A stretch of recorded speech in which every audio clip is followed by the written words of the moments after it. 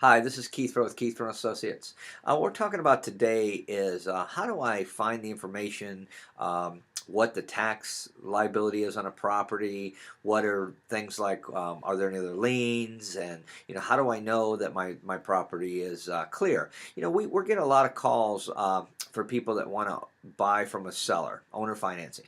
And on another video, I'll elaborate on that. But there's a lot of risks in that because you want to make sure there's a lot of the paperwork has to be done. And some people go by shaking of hands or seat of the pants, and it's not really a good idea when it comes to your money, and certainly not with your property.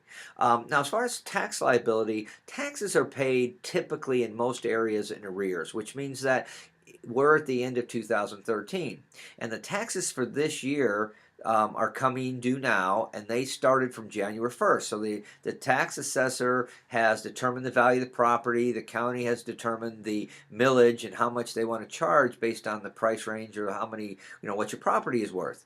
And then from that perspective, you get a bill. When you get the bill, it usually comes in November, and it's if you pay in November, you get a discount. Then in December, less of a discount. January, so on, all the way till April in most cases, March or April. After then, you start incurring, much more. You start having liability, or you start having additional expenses. So paying in November, December gives you the maximum discount. Paying after April starts to really cost you quite a bit as far as your cost. So those are some things that you have to think about. Now, what we do is you can go onto the county websites, depending on where you live, and they're going to typically have what the tax liability is and what the assessed value of a particular property is.